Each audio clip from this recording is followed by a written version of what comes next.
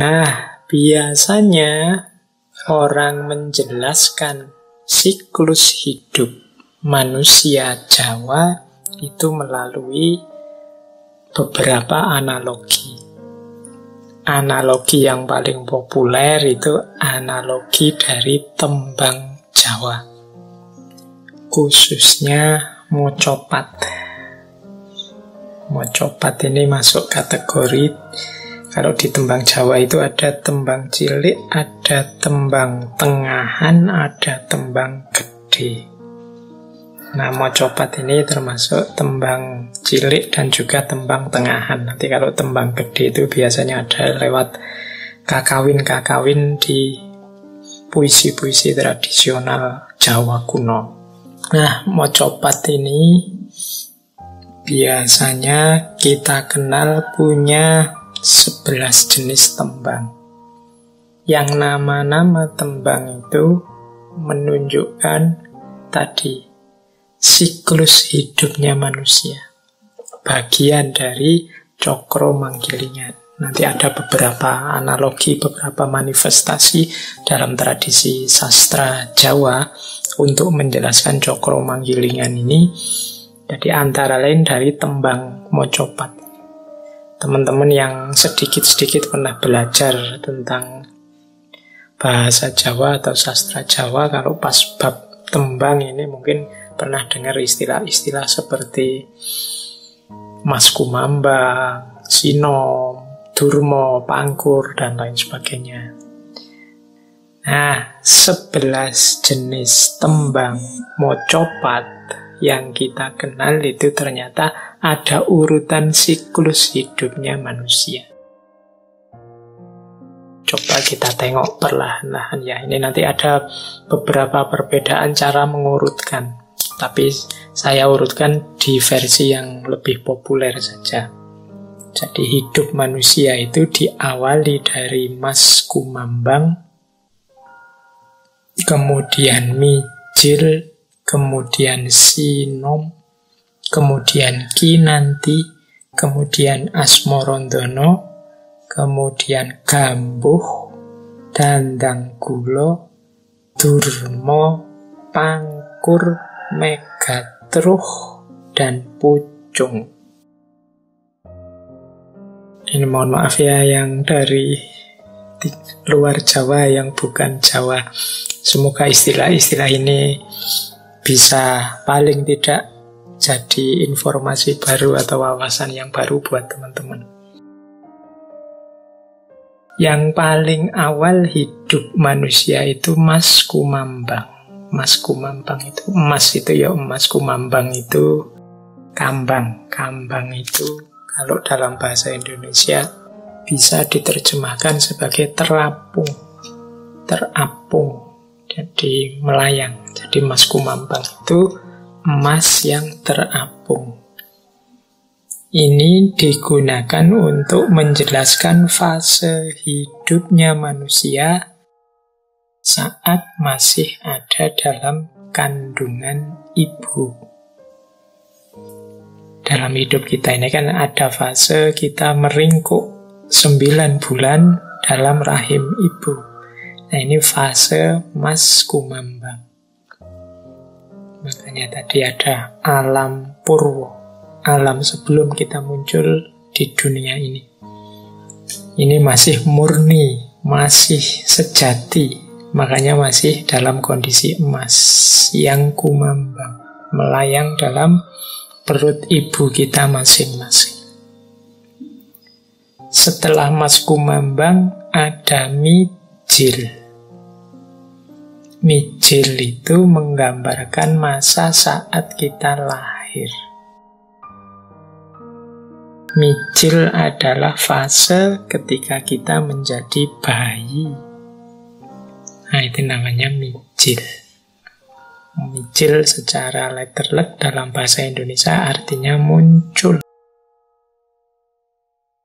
Kalau sudah mijil, kemudian masuk ke fase selanjutnya, yaitu sinom. Yo, ada kata-kata nom itu mungkin teman-teman paham ya, maksudnya muda. Ini masa kanak-kanak sampai balik, sampai remaja. Ini masa ketika manusia harus banyak belajar. Masa pembentukan jati diri. Ini masa sinom. Itu yang ketiga. Jadi setelah lahir, kemudian mengalami masa kanak-kanak sampai remaja, sampai balik. Setelah itu kinanti. Kinanti ini berasal dari kata-kata kanti, yang artinya dituntun atau dilatih. Setelah seorang manusia mencapai jenjang remaja, disitulah saatnya dibentuk jalan pikirannya, dituntun cara menjalani hidup yang benar dan baik. Makanya fasenya adalah fase kinanti. Setelah kinanti ada asmorondono. Asmorondono itu fase ketika sudah mulai jatuh cinta kepada lawan jenis. Jadi ya dari kata-kata asmoro itu teman-teman mungkin ngerti ya, ada unsur asmaranya. Makanya dinamai asmorondono. Rasa cinta asmara kepada lawan jenis. Ini kodrat, pasti dilewati kalau normal. Kalau situasinya biasa, normal, kan selalu ada situasi-situasi khusus itu. Ya situasi khusus membahasnya khusus. Secara umum ya asmorondono itu fase ketika seseorang cinta kepada lawan jenisnya. Kadang-kadang ngaji itu ya kita ngomongnya kan untuk umum. Tema kebaikan, tema kebenaran yang umumnya wajarnya. Nah, ada yang bertanya atau mengkritik, lah kok kalau situasinya begini kan tidak masuk Pak, kalau situasinya begitu kan tidak cocok Pak. Loh iya, situasi-situasi yang kalian sebut itu situasi yang khusus, ya dibahas khusus. Situasi khusus ya memang tidak masuk pada kaidah-kaidah yang umum. Pengecualian-pengecualian selalu pasti ada. Bukan berarti yang umum itu salah, tapi yang khusus tadi memang harus diolah, dianalisis secara khusus pula. Misalnya ketika saya bicara misalnya orang itu kalau ilmunya semakin tambah, itu biasanya dia semakin tawadu, semakin menunduk. Nah, terus ada yang bilang, Pak, tapi kan ada itu orang begini yang tambah pinter kok tambahan. Nah, itu berarti kan khusus. Perlu dibahas khusus juga. Mengapa kok terjadi yang seperti itu? Tidak masalah, tidak salah juga pertanyaannya. Di situ nanti ada ilmu itu akan semakin berkembang. Tidak sekedar macet atau berhenti di satu teori umum tadi, tapi nanti dia akan nambah perspektif baru, nambah wawasan baru, tidak masalah. Tapi paling tidak di awal kita ngerti bukan berarti yang umum tadi salah, tapi selalu ada situasi-situasi khusus yang perlu juga jadi pertimbangan. Baik, asmorondono, malah sampai sana ngomongnya. Kita lanjutkan. Setelah jatuh cinta di asmorondono ada gambuh. Gambuh ini berasal dari kata jumbuh. Atau ada yang bilang maknanya sama dengan sarujuk. Kalau tadi ngomong asmorondono itu jatuh cintanya, gambuh ini menikahnya. Jadi tidak hanya jatuh cinta, tapi ada menikahnya. Fase hidup bersama dengan pasangan ini fase namanya gambuh. Setelah menikah, setelah gambuh ada dandang gulo. Dandang itu dari akar kata kegadangan atau cita-cita. Gulo artinya manis. Jadi kalau sudah punya pasangan, saatnya untuk merancang hidup bahagia mewujudkan semua cita-cita. Ingin punya pekerjaan mapan, ingin punya keluarga yang tentram, ingin punya harta benda, sandang pangan papan yang cukup.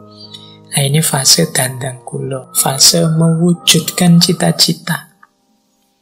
Kalau sudah sampai di fase dandang kula, saatnya durmo. Durmo itu dari kata dharma, atau kalau di Jawa mungkin ada istilah dermo. Dermo itu sedekah atau weweh. Kalau cita-cita sudah tercapai, pekerjaan sudah mapan, keluarga sudah bahagia, segala kebutuhan tercukupi, bahkan lebih, saatnya berderma, berbagi dengan orang lain.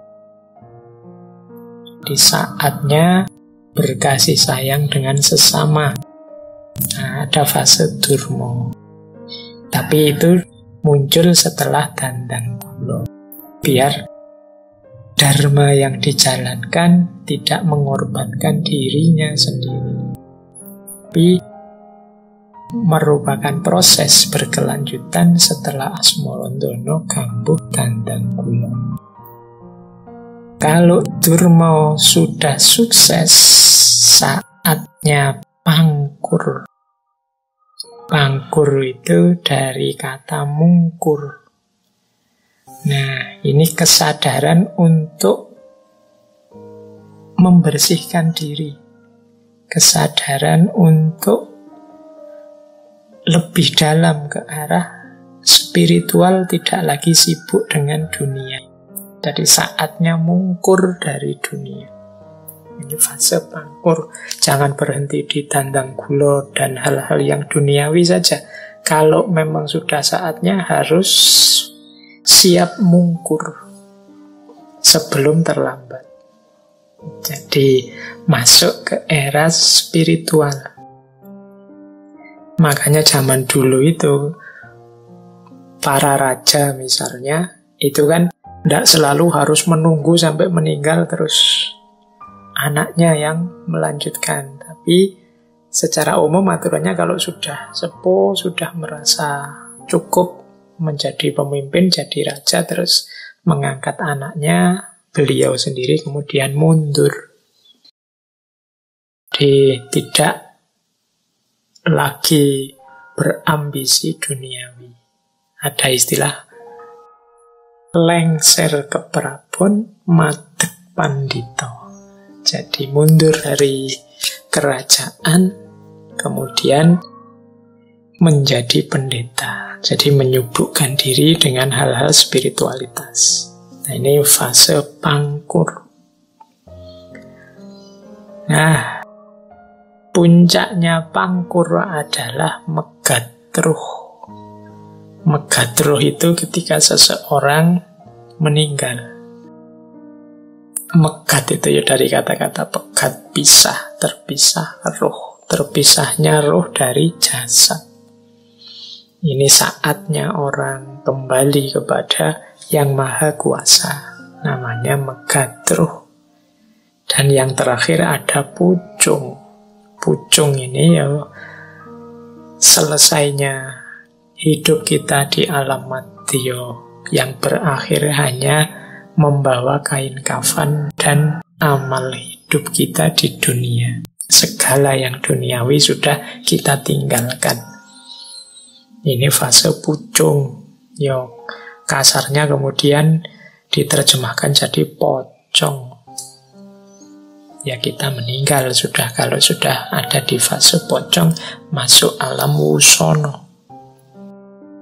Nah, ini istilah-istilah dari tembang yang 11 ini menggambarkan siklus hidup kita.